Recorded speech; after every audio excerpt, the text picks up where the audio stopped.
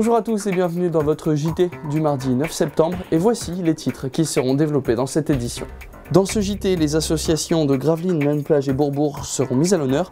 Dans ces trois villes, il y avait des salons pour les présenter au public. Le but, leur trouver de nouveaux adhérents. Et on terminera ce journal par une autre association, Au-delà du cancer. 35 bateaux ont emmené des adhérents au large de Gravelines dimanche matin.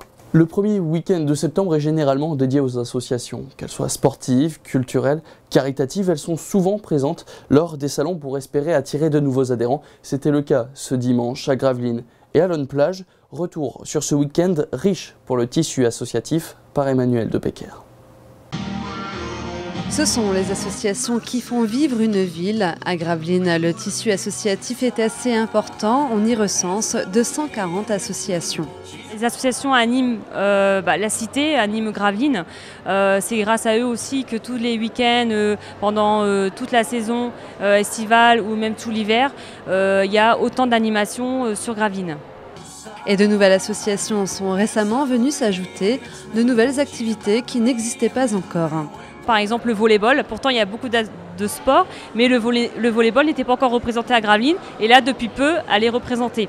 La commune de Lannes-Plage compte quant à elle une cinquantaine d'associations et parmi les adhérents, beaucoup sont membres d'un club voisin comme à Gravelines.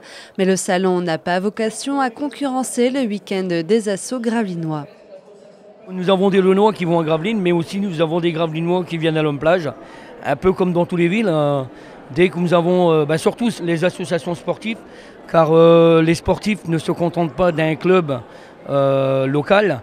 Il arrive un moment où ils sont obligés d'aller dans le club voisin car le niveau est supérieur et pour eux s'épanouir davantage, ils sont obligés de partir sur un club voisin. Donc c'est le pourquoi des échanges entre les villes et les clubs, quoi. Et pour faire connaître les associations, quoi de mieux que des démonstrations ?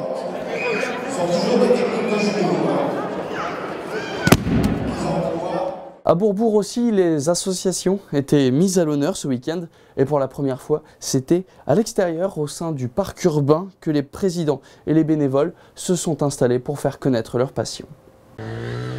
Le forum des associations traditionnelles n'existe plus. Il a laissé sa place à la fête du parc, une nouvelle formule demandée par les présidents et les bénévoles des associations. Il y avait un souhait de changer de format. Donc on a réfléchi, on s'est concerté pour savoir comment sortir un petit peu du cadre habituel et traditionnel, c'est-à-dire en général que ça se passait dans une salle, les gens venaient pour des inscriptions, il y avait très peu d'animation. Et cette fête du parc ne manquait pas d'animation, ateliers découpe de bois, ateliers graphes et peinture, des initiations qui ont attiré pas mal de curieux. Je pense qu'on a une affluence une affluence qui est assez, qui a encore bien marché. Il y a encore un vrai suivi parce qu'on a les habituels adhérents d'associations, les nouveaux habitants qui viennent.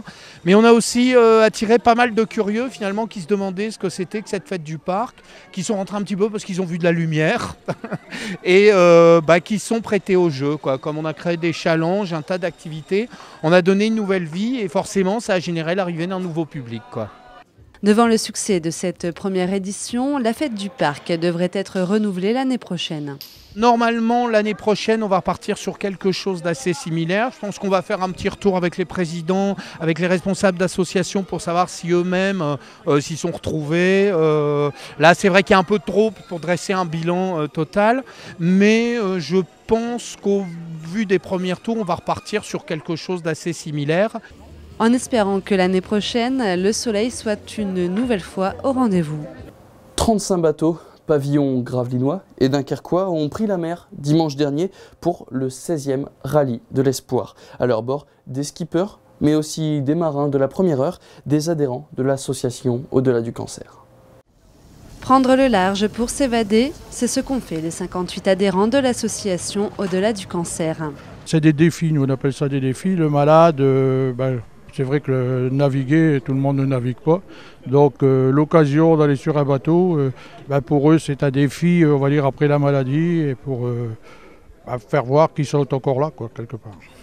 Ce défi est devenu un rendez-vous incontournable pour l'association et les personnes malades. je ne vais pas dire que ça un contrat, hein, c'est pas ça, mais tous les ans, voilà, on retrouve tous les marins et à l'association, il y a toujours de plus en plus de monde qui s'inscrivent pour faire cette petite régate, quoi. Et pour certains, c'était une première. Françoise est une jeune adhérente et à quelques minutes d'embarquer, elle confie ce qu'elle attend de cette traversée. D'être sur un bateau, de vivre quelque chose que je ne connais pas du tout, et puis de voir cette ambiance de marins, de convivialité, et en même temps d'être avec l'association de la du cancer. Et puis il y a un tirage au sort pour savoir sur quel bateau on est. Donc je me dis c'est encore autre chose. C'est aller avec quelqu'un qu'on ne connaît pas et on a toujours plein de découvertes à faire.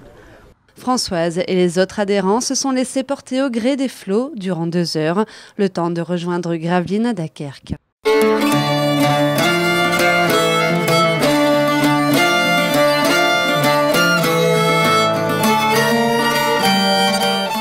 Voilà, c'est la fin de ce journal. Merci à tous de l'avoir suivi. Tout de suite, vous avez rendez-vous avec votre émission Plein Phare.